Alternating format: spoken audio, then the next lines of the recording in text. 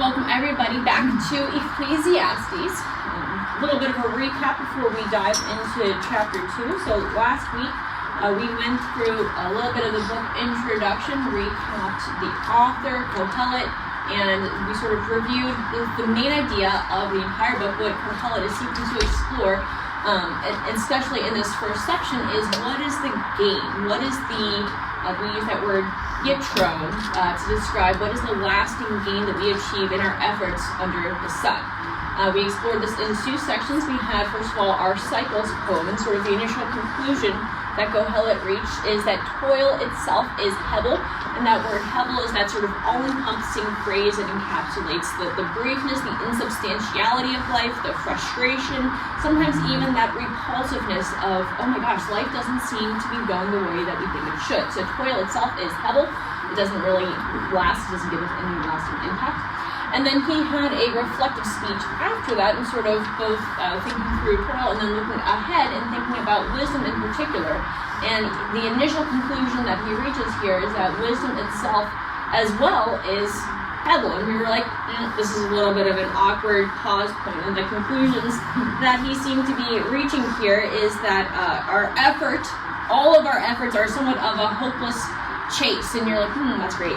And our best wisdom still results in pain and frustration and doesn't allow us the control, we talked about that control that we desire. And again, there doesn't seem to be any lasting impact. Now remember, as we're going through first of all, we're not at the end of the book yet. These are just some initial conclusions that he's starting to work through. But throughout the book, Kohelet is really concerned with that under the sun limited perspective. And he does write with wisdom, with practicality, and he acknowledges, you'll see throughout the book, God's wisdom, his power, and his goodness. But even there, even when we're acknowledging all of those good things, Kohelet points out that life sometimes seems hebel from our limited perspective. And his goal isn't to sort of just be like, oh yes, yeah, we have trials, and just sort of piff it away. But instead, he invites us to face it head on and to learn the best way to navigate life. And again, he's not looking forward to the resurrection and saying, okay, well, but one day everything's going to be good, so everything's fine. He's inviting us to sort of lean into the tension and the pain of sometimes life really stinks, and how do we navigate that tension well? Now, we're formally sliding into the actual content of chapter 2, and with that, I want to talk a little bit about my wedding, because I'm recently enough married that I'm like, oh my gosh, I got married! So because for a while, I was like, I didn't know if I was going to get married. Whenever I met Josh, I was like, oh, that's so exciting! And so I was excited, and I know that weddings and marriage isn't all about the day, but I was like, look, I know this day was going to come, so I am leaning into this moment. And so every single aspect about my wedding day, I was like, I am awake, I am present. I don't want to be one of those people who are like, oh yeah, we just passed in a flash. I was like, I'm here. I am in the moment, and I loved every moment of it. But when we swung back to church after we did our photos, everything was gone. Everything was gone. People were speedy. People stayed and helped out, and everything was gone. All the decorations were down. The people had left. The food had been packed away, and I was like, oh, the wedding was over. So, yeah, I mean, so it was this beautiful moment, but it was just a moment. Yeah. Right. And so, if they had been counting on that wedding moment to continue throughout the entire marriage, and disappointing. You're like, oh. If that's our expectation, that we have this beauty and everything is choreographed and meticulously planned right in the wedding, and it begs the question: what's the right response to the fleeting nature of life? Right. Even the most precious and impactful moments of our lives are brief, like here and gone. We can remember them, of course, like you remember your wedding. Exactly. But it's not here. It's gone. And that's like a freight train. That's at least part of what we're going to talk about today. Kohelet examines what our effort can accomplish. So pleasure, wisdom, toil, he explores all of these areas. And what we should do, what can we do, what ought we do, right, in light of the heaviness of it. Right. Even in the midst of things like our life. So let's start with chapter 2, verse 1. I said in my heart, come now, I will test you with pleasure, enjoy yourself. But behold, this also was hebel. I said of laughter, it is mad, and of pleasure, what use is it? And notice here that the phrase, I said in my heart, begins this next subsection, and this phrase is also used in chapter 1, verse 16. So the I said in my heart is sort of this poetic way of, we think, the author saying, I'm talking to myself, which I won't ask you to raise your hand if you talk to yourself, but I talk to myself. You do? Yep. Just the other day, I had a Zoom meeting with my colleagues from Eastern, the School of Nursing, and I have been asked to present this like really simple, really small portion of our online platform, just to kind of review it for the new instructors, show them how to use it. And I didn't have any time. We were running errands all day. I was supposed to I was teaching my kids, and I didn't have time to like sit down and write out my thoughts, which I like to do. And so instead, we're going back from like a Target pickup order. It's not a Target plug, sorry. But I'm driving home, and I'm like talking to myself quietly in the front seat, going through what I'm going to say, and then Elias is in the back seat, and he's like, Mom? He's like looking at, like, she's not on the phone, she's not talking to me, like, what's going on? And I was just like, I'm talking to myself. I just need to rehearse something and he was like, oh, okay. He does it all the time too, but he was confused. Yes, so. yes. We're not judging him, but that's what he's doing. He's talking to himself. He's talking to himself. He's processing through it. And of course we do this all the time. And we can resonate with Kohelet in doing this because as we just admitted, we talk to ourselves. But it's also noteworthy. You know the saying, I only talk to myself because I'm the smartest person in the room? Have you ever heard that before? Maybe when you were like, and you sort of look at that person like, okay. But in this case, Kohelet is actually claiming to sort of be the smartest dude in the room. And what's he seeking to do in this section? He's seeking to examine pleasure. Yeah, so the word for pleasure here is simcha, which is the only word I feel like I can sort of pronounce correctly. A little rattle in the back of his throat. And we want to point out from the beginning that pleasure is not a negative thing. And it's the word, simcha is also translated as joy. Yeah. There are many good things in life that we should derive joy from, that should and do bring us joy, right. Like your wedding. But it slips through our fingers, and it's as though we never held it. Yeah. And we have back to that word hebel again, that there's no lasting impact, that it's insubstantial. That soap bubble that sparkles in the sunlight for a brief moment and then pops and then it's gone again. All of those, it's like in Finding Nemo. Good feelings gone. The good feelings are gone, and then we were getting eaten by this giant fish thingy with giant sharp teeth. Oh right, so that was my cultural reference for the day. Yeah. I'm on that. Now, brief note. So the end of verse 2 is weird. I don't know if it seems weird to you. I said of laughter, it is mad of pleasure who uses it, and you're like, what in the world what does this even mean? One of the commentators who is more expert in Hebrew than I am rephrased it a little bit, and the translation is, I said of laughter, what does it boast? And of pleasure, what does this accomplish? And that seemed to be a little bit of a better translation for me, because again, it's going back to that main idea of yitrom, the gain. So you laugh, and laughter feels good, but then it's gone. And even of pleasure, so it feels good, and then it's gone. What's that lasting? What does it do to help fill the void? And the answer is, well, it doesn't. There's no lasting impact. I was reflecting on this, thinking this is true for the person who has faith in Christ and for the person who doesn't. That we experience pleasure, right. We experience like the hormones that our brain secretes and make us feel happy, right. And then they're gone. So we all share this experience in common, and that's one of the things I appreciate about Ecclesiastes is he's talking to everyone. He's not just talking to believers. Right. But we do walk away sometimes from our pursuit of pleasure feeling empty. And it's interesting too, because he doesn't just tell us, look y'all, laughter and pleasure don't last anything. He actually asks a question. And he gives us the answer. Yep. Before we dive in. So he's not holding us in suspense. Right. He's saying, here's the question, here's my answer. Right. And the journey, he reflects, and we know that the process of getting there is still important. Right. Because his journey employed with wisdom in hand often will match our pursuit of pleasure, even though we're not always holding wisdom with us. I would say most often we aren't, excuse me. But he's saying, I brought my wits about me, right? Yeah. He's definitely seeking to, and we're going to see this in the next verses as well. No, we're good. You're good. He's tracking. He says, I will test you with pleasure. It's not just sort of like, I stumbled into pleasure. He's thinking about it. Let's see in the next verses as well here. So I searched with my heart how to cheer my body with wine. My heart still guided me with wisdom. And how to lay hold on folly. I'm so sorry that you can ever see that word. You'll never see it. Till I might see what was good for the children of man to do under heaven during the few days of their life. I made great works. Now here in verse 3, I think that Kohelet is employing a tactic that I often use with my undergraduate students whenever I'm teaching my argumentative writing class. I'm like, okay, so whenever you lay out your position, don't just lay out your position.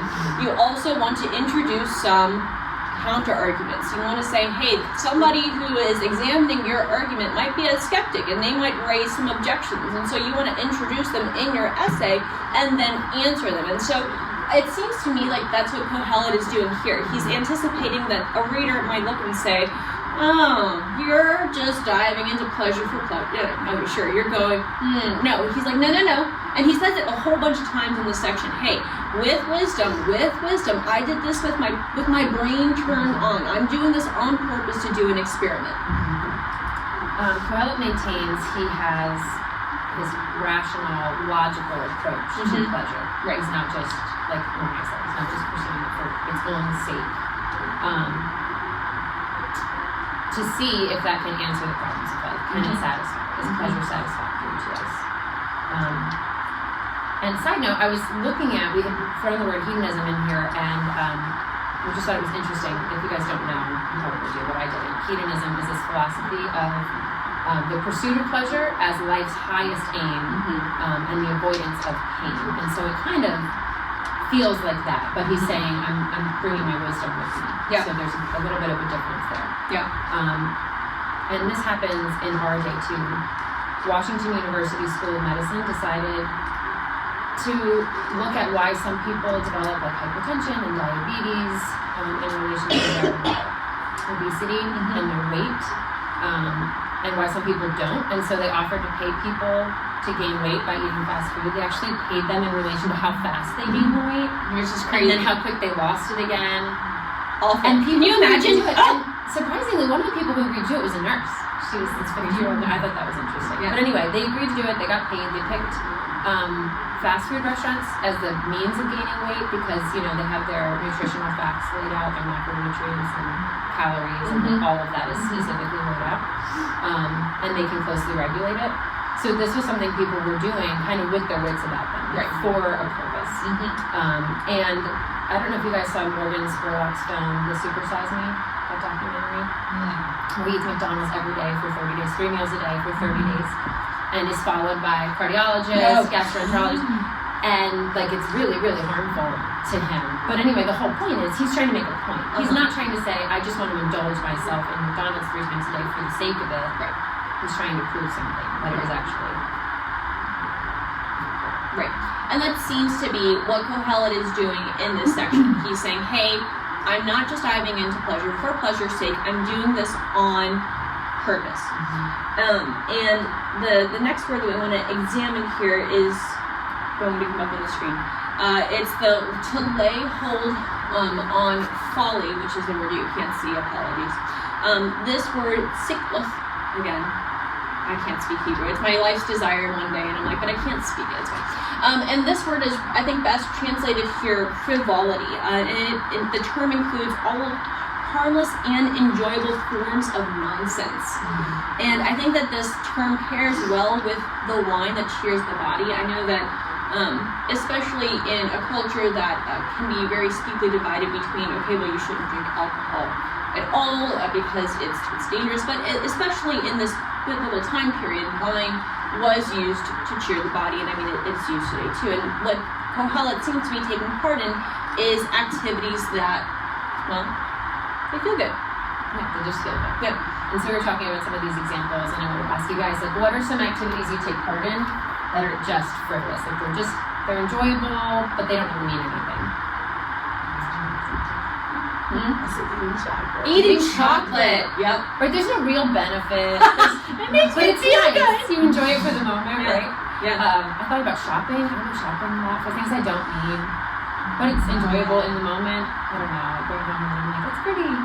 That's all. Yeah. It's just pretty. I didn't need it. Yeah. But you had the example of getting your nails done, which you evidently never did. No. And I did It was recently. just something like And it was going through this again last night, and I had gotten dipped. I still have one because I couldn't get it off. And I refused to go back to the nail salon to do it. So I have a living example. Getting your nails done is one of those things. It's like, it feels good, it's really pretty. And then you have to deal with the aftermath. Right. Yeah. And I mean, so do we need to do things like, so I like to play, I don't do it very much because I don't have a lot of free time, but to play Nancy Drew computer games, and it's made for like 10-year-olds, okay? But like to go in and to solve all the puzzles and to complete the game. And it's not hard, and just fun. I mean, I would like to say that it's a little bit challenging, Megan, all right? It's flexing that intellectual 10-year-olds muscle. can do hard things, that's true. I don't want to admit that I started pumping balls like 7 months ago. But did I feel good in the moment? Having completed that, doing the game, I did, and then it's done. And I'm like, okay, well, that was an embarrassingly large amount of my time that I don't have anymore. But it was just sort of frivolous. There wasn't anything that accomplished. And those seem to be the kinds of activities that Kohelet is describing in this initial section. Yeah. So another one of the key words that is used here is tov, which means good. And it reminds us, one of Kohelet's main goals in all of this is to find out what is good in life, in the face of the heaviness of life. What is good in our journey under the sun? He's not seeking pleasure alone. He's looking for what is good. Right. What is good, and we're going to see that as well in the next section coming up soon. What is good versus what is better, and what things are better than others. Now, the next line here that I've included on the screen, I made great works, can also be translated, I expanded my sphere of activity. This seems to be more of a transition line, so we're moving from things that are just sort of frivolous, and now we're going to take a wider look out. What are the other things that I can get involved in, and maybe some of the accomplishments that he did in life. So we're going to look at the list here and read the verses. I built houses and planted vineyards for myself. I made myself gardens and parks and planted in them all kinds of fruit trees. I made myself pools from which to water the forest of growing trees. I bought male and female slaves and had slaves who were born in my house. I had also great possessions of herds and flocks, more than any who had been before me in Jerusalem. I also gathered for myself silver and gold and the treasure of kings and provinces. I got singers, both men and women, and many concubines, the delight of the sons of men. So as we read this description, it does kind of line up. We talked about authorship a few times, and who might be the author of the book, whether it's Solomon or not. And all of these descriptions do sort of line up with Solomon's life, right? Because he planted vineyards, we know that. He built the temple, he shattered the palace, all of these things. We know he was very wealthy. He owned slaves, and he did engage in promiscuity. But we also know that he was led astray by his wives into idolatry. Anyway, Solomon definitely fell away from God. He wasn't devoted to God in a singular way at the end of his life. But we don't get the impression from this book that Kohelet has been ensnared by idol worship. We're not here. It's not mentioned that that's part of his experience.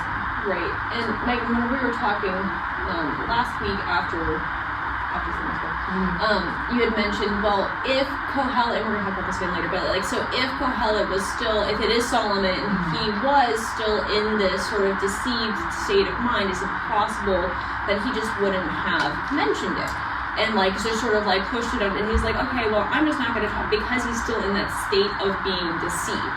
And it's a worthy question to explore, and I think that if we go that route, then I start to really question the content of the whole book, and to say, okay, well, what is, like, if you're living in that state of deception, is there anything that you're seeing clearly? And it also, it doesn't really seem to match the tone of what's going on. What seems to be going on is a really rational, clear-minded, I'm embarking on this journey with wisdom, I'm doing this experiment, hey, I'm substituting 3 tablespoons of garlic powder for 3 cloves of garlic, let's see how this worked out. turns out that is the incorrect proportion, and it's 4 days later and I can still taste the garlic in my mouth. And that seems to be a little bit more of the tone of what's going on here. And so for the majority of the things that he is listing out, planting gardens, building things, amassing possessions, all of these things. Yeah. They're mostly neutral. They're not bad things. Like, we do these things. We plant, right? We build. We acquire goods or investments. In our house, we're in the middle of rethinking the boys' room and changing it from regular bunk beds to 2 lofted beds. This is a project we've undertaken, and by we, I mean Alex. He wanted to, and I'm cheering him on, and the boys are excited. But, we do these things, and they're enjoyable, and they bring some joy. The boys are pumped, Yeah. But, so, the point is, it's not a list of wicked activities under the sun that he's partaking in. Even though we use the word pleasure, it's not all referring to, pleasing to sensual desires. Right. Now, the possible exception here is going to be in verse 8, which includes the phrase concubine. And you could possibly argue slaves as well, but again, in this time period, slaves is a lot more than amoral. Hey, you had slaves who were working their way out of a financial state, and so they could earn their freedom. Theoretically, there's the year of Jubilee, which did they ever follow? No. Anyway. Side note, but so we do want to examine the term concubines. But before we get there, I'm just going to highlight that I've used highlighting and kept it even though it makes the words hard to read, because it allows you to see the couplets. Each of these phrases is listed in phrases of 2. So I have hearts, I have gardens, I have pools to do the gardens, I have slaves and slaves, possessions more than any. Silver and gold, treasure. And then we have this phrase, singers, men and women, and then concubines. And that seems to be slightly different things unless you want to read singers in a very different way. Now, I don't speak Hebrew. Do I speak Hebrew? That's a resounding no. That's where you all say, no. Do I speak Hebrew? Does anyone here speak Hebrew? I was going to say, switch with me, please. That's a really But the Hebrew here is a little bit foggy. Now, the term for delights of the sons of men is more literally translated the delights of human offspring. There is no sexual connotation with this phrase. Everywhere else that this phrase is used in the Bible, the phrase refers to things, not people, which is interesting. One example is in Proverbs 19:10. Which says, it is not fitting for a fool to live in luxury, much less for a slave to rule over princes. So it's not referring to people there, it's referring to things. Now, additionally, the final phrase, which is flipped in English, so in Hebrew, concubines is the last line. The word concubine isn't found anywhere else in the Old Testament. So it's one of those words that only occurs once, which makes it a little bit more difficult for us to figure out what the meaning is supposed to be. There are some tenuous connections in some of its roots to the word breast, but there is, I have questions. Now, in context, given both the ambiguity of the Hebrew, the fact that nothing else in the subsection is of questionable nature except for the slaves, and it's sort of like, I did these hobbies and I built these things, I did this stuff. I favor the translation musical instruments. Now, if you look and you sort of compare translations, you will see that a lot of them translate this phrase musical instruments, and that sort of pairs well with singers. Now, it's possible that some commentators and translators were influenced to select the term concubines under the supposition that, hey, the author is Solomon, so we're going to elect for this word. Now, could that be right? Sure. Now, could it be wrong and it's still translated concubines? Sure. Yeah. So we know about Solomon that he had 300 wives and 700 concubines, which is crazy. And so, in the assumption that this is Solomon, it does make sense to translate as concubines. But what we wanted to talk about for a minute is that he literally had 1,000 options in terms of fulfilling his sensual pleasures. And even still, he reflects that it is not satisfactory with 1,000 options. It's like you can literally exhaust this route and not find satisfaction. This points again to the emptiness of the pursuit of a sexual pleasure on its own. Right. Research strongly suggests also that more options in life actually lead to decreased satisfaction. And we often feel overwhelmed and doubt the quality of our choices. Too much is often too much. Right. Yeah. And yet not enough. Absolutely. And wrapping back to that, so Solomon literally had, or is described as having, over 1,000 women. And I was, again, perhaps a little bit too much in the online world with my little jaunts onto Twitter. Like a month or so ago, there was a little internet sensation of OnlyFans. You guys know what OnlyFans is? It's basically an online porn site. There was an OnlyFans contributor named Lily Phillips, and she was posting that she was planning to have a day where she was going to sleep with 1,000 men in a day. And ramping up to this, she was doomed to do 100 in a day. And there was a video that was going online of her after she had completed this exploit, and I took 20 seconds to see if I could find just that clip, and then there were dangerous internet searches to do. That was not one. I was like, well, we're not doing that search anymore. Never mind. But because the original clip that I saw, watching her, it was devastating because you could see in her face the destruction of her soul just reflected outward. She was like crying. She was crying. Her face was just broken, and her body posture just exhibited the total brokenness that she had willingly subjected herself to. And yet, even still after this, she's like, "Oh yeah, no, that was great. Let's go for 1,000." And you can see just in that moment that the complete and utter heaviness, the emptiness of that chase, that it does not satisfy. Well, and how the pursuit of pleasure leads to, in some cases, if pleasure is your aim, leads to addiction, leads to destruction. Right. This made me think of 1 John 1:5, which reads, "This is the message we have heard from him and proclaimed to you, that God is light, and in him there is no darkness." And so just to wrap up the section here, whoever the author is, whatever the translation, whether you say, hey, you know what, I think that it is concubines, I think that it's more of a slightly immoral, whether you think it's immoral or amoral in nature, the pursuit thereof is empty. And so one final note though, just sort of to wrap up my thoughts on the interpretation. This section is generally centered on very small personal activities, personal gardens, personal flocks, personal slaves. There isn't a word about building anything either for the kingdom, so he doesn't talk about, oh yeah, I built, I had this army and I had this, so there's none of that mentioned, and there isn't anything mentioned about the temple or building anything for God. And so the point that Kohelet is making, so activities that could be good or wasteful. So he's saying if you explore these things and you pursue these things and your goal is just to go out and get it, to just do these things for myself, it's going to be empty. So I agree with you completely. Because that's what I think he's trying to show. So I agree 100%. It's because the Hebrew word is very, very uncertain. So translators because they don't know what the word means, it's basically a mystery word. And if you look in your Bible, the subnote would likely say, we don't really know this word. Right. Some translators are like, hey, well, we know, and again, I don't know what they're thinking, so I don't want to assume. Some people say, okay, so delights of human offspring, what are some of the delights? Singers, men and women. We're going to translate this word concubines.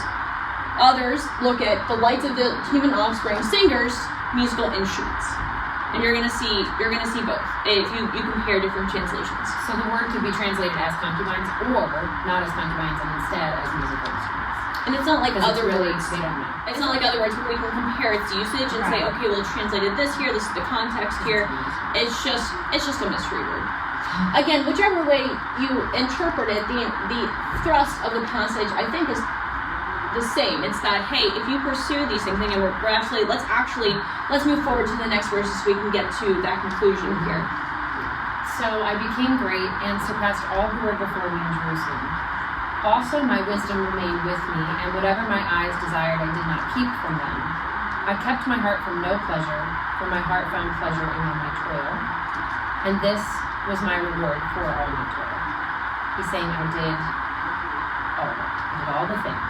Did all of the things. And he does still here say, hey, but I did it with wisdom. Also my wisdom remained with me. So he's doing that McDonald's deep dive. He's eating every single piece of the McDonald's cheeseburgers, but he's doing it intentionally, on purpose.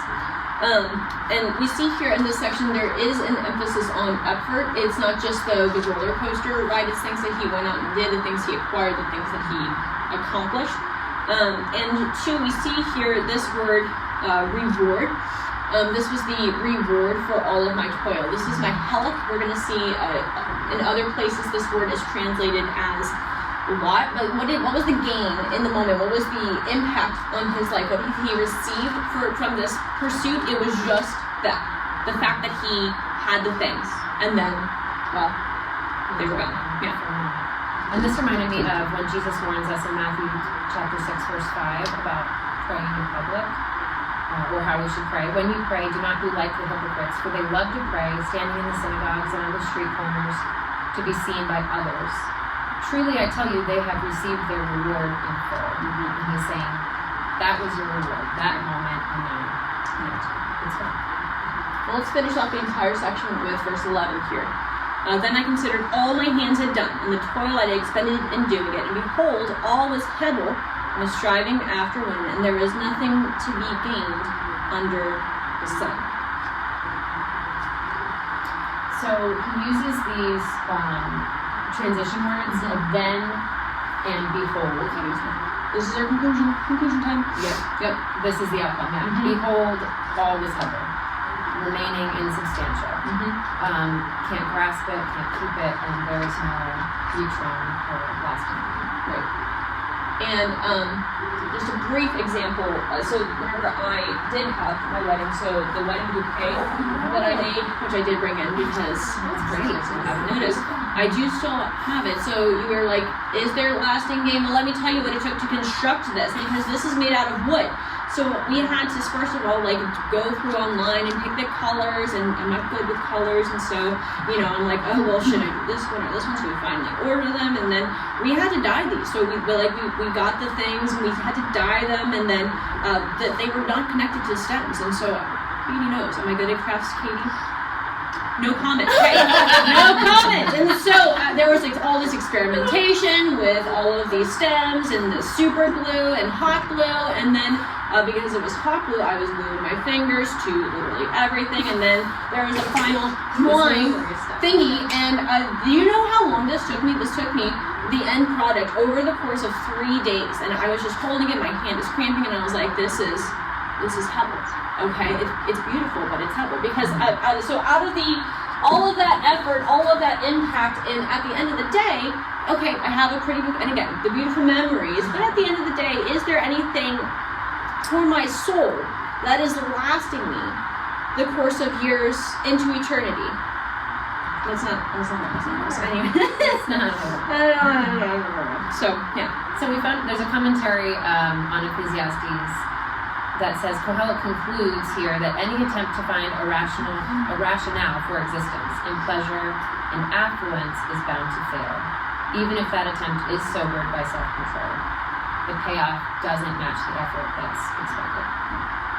And so if we're observing the chiastic structure here, I would say that this is probably the center of the argument that if that is your aim in life, that there is nothing to be gained under the sun. We have to fly like the sun. Okay, so I turn to consider wisdom and madness and folly, for what can the man do who comes after the king? Only what has already been done. Then I saw that there is there is more gain in wisdom than in folly, and as there is more gain in light than in darkness. The wise person has his eyes in his head, but the fool walks in darkness. So this is a new section, and as we again use highlighting to our advantage, it's easy to see the change of theme from pleasure to wisdom. He also uses this great transition phrase, so I turn, so we know that we're shifting a little bit. Keep in mind, he's still answering that question from 1:3, what is the gain? But we're returning to examining wisdom. Remember, we started to examine wisdom in 1:12 through 18. So how does exerting effort and figuring out and applying wisdom to my life benefit me in the long run? So then the second line of verse 12, he changed, it seems like a weird switch. What can the man do who comes after the king? It seems like he's looking now forward to the future. Like, wait a minute, now who's coming after me? Yeah. We talked about this before. Like, who comes after? Why does the king leave his throne? First of all, usually it's because he died, and so the person who comes next is the successor, the next king. What can that king? What is there to do now except what has already been done? Right. What benefit is there from the king's life? Yeah. And I was thinking about this in terms especially of, okay, so tomorrow we have the inauguration back again of President Trump. And I will be honest and say that throughout the course of the President Trumpness, I feel like I've been relatively middle ground. So whenever he was initially on the scene, I was like, oh, I prefer other people. And then I voted for him for the presidential. And I think it was a good decision. And then, when he lost, like I did vote for him again, and then in the primaries again, I was like, Ron DeSantis, and then it was like again President Trump, but I voted for him in this election as well, and you know what, there was a span of like, I don't know, a week and a half where he was talking about everything that they were gonna do with getting rid of corruption and getting like the budget reformed and stuff, and I was excited for like a week and a half, and I was like, we're going to reform the system. And then there was this little kerfuffle with the continuing resolution, and like the entire the House and the Senate like crumbled, and I was like, well, good feelings gone. I have no more hope. There's no there are probably going to be some things that are changing, and they're hopefully that the direction will be better than if not. But even if the ruler is wise, the one who comes after, maybe we'll have the same wisdom, and that is best case scenario. Right. Yeah.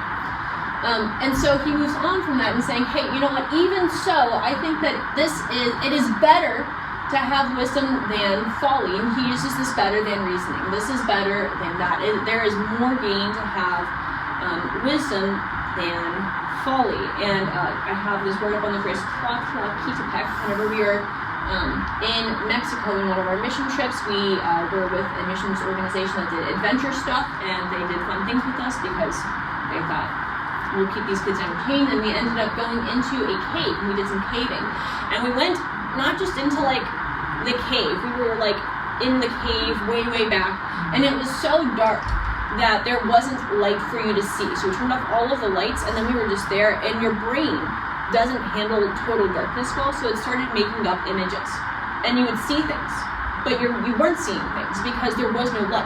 So your brain was just spontaneously generating things, those images for you to see, and that's what the person who is a fool is like. It's like your brain is like you're just following things that aren't even there.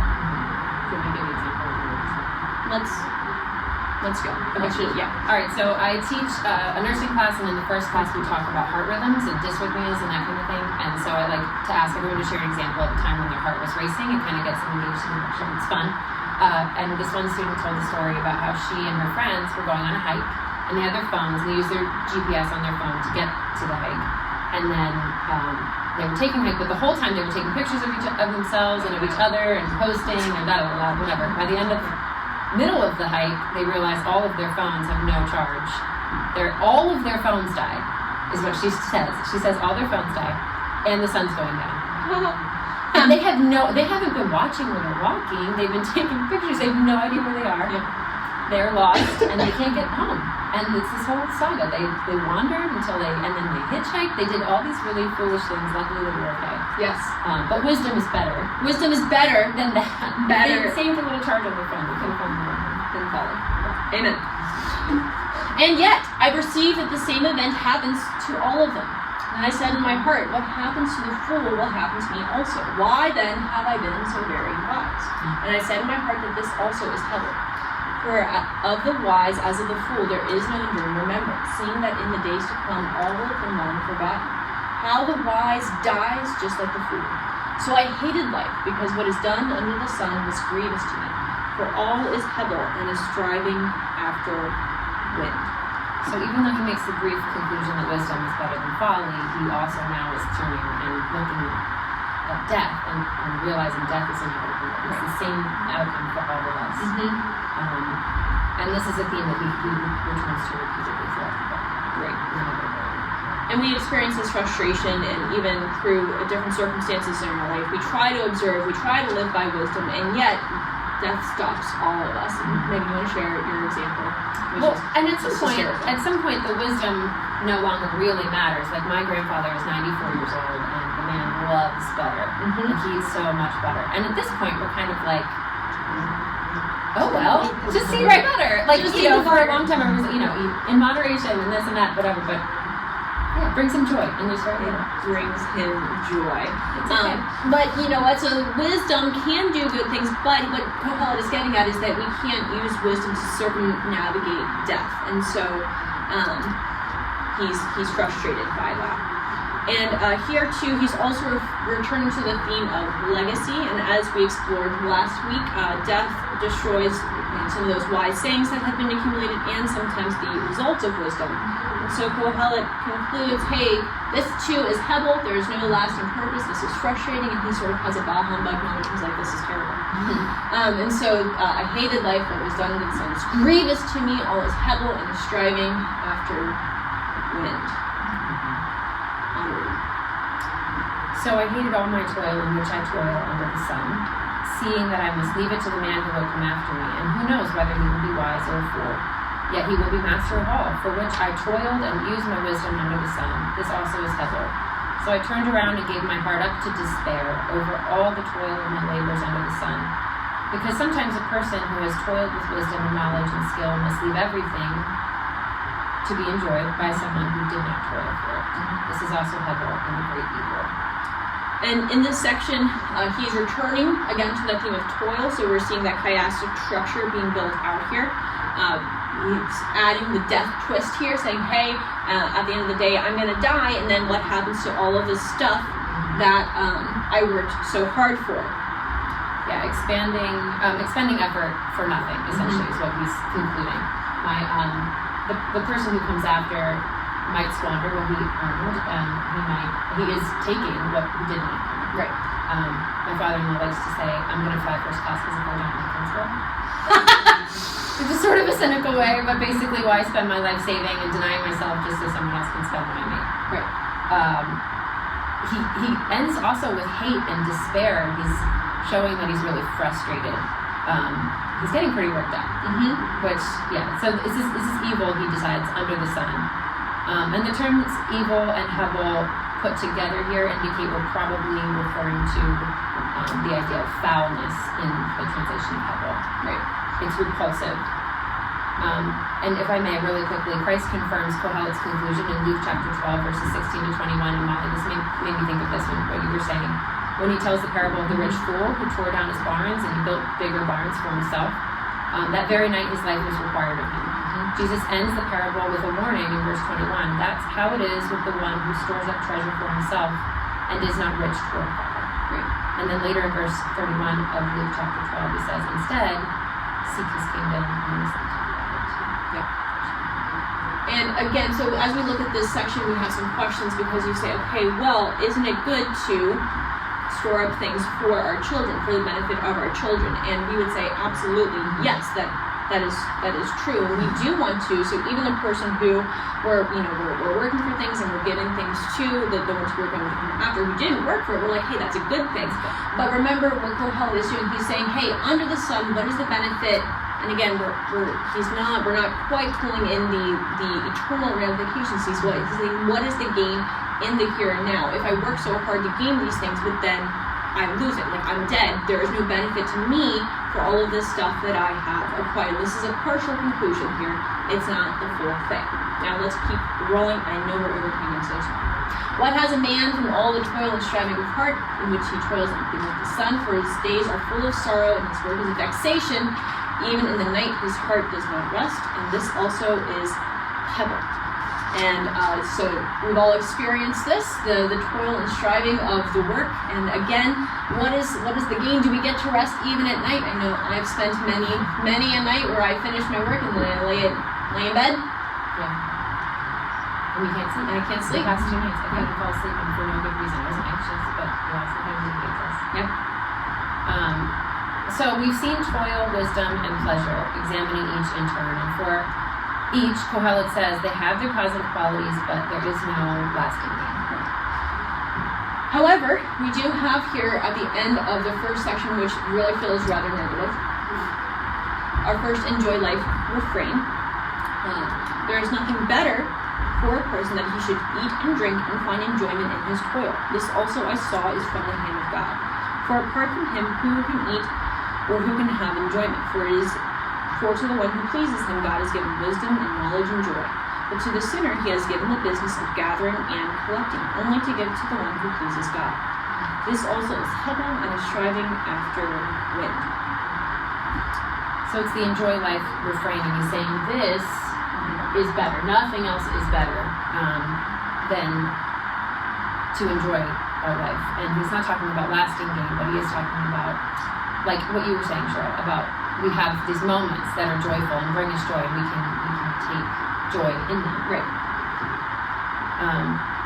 If it's good, it's also good for us to enjoy the cycles of life like we talked about last week, and see the benefits that come from them, even though there is no lasting gain.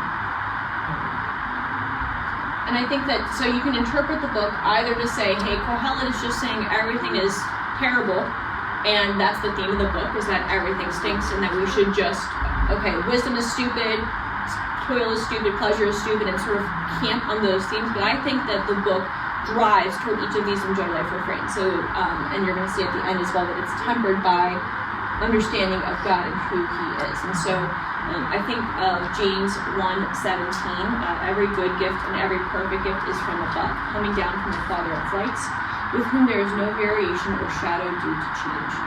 The good things in our life come from the hand of God, and the ability to enjoy those good things also comes from the hand of God. And so when we live wisely and we work hard, it makes us more likely to receive those good things. But regardless, whatever we do, whenever we receive them, we should enjoy them. One final puzzle, what does Hebel refer to here? So what also is Hebel in striving after wind?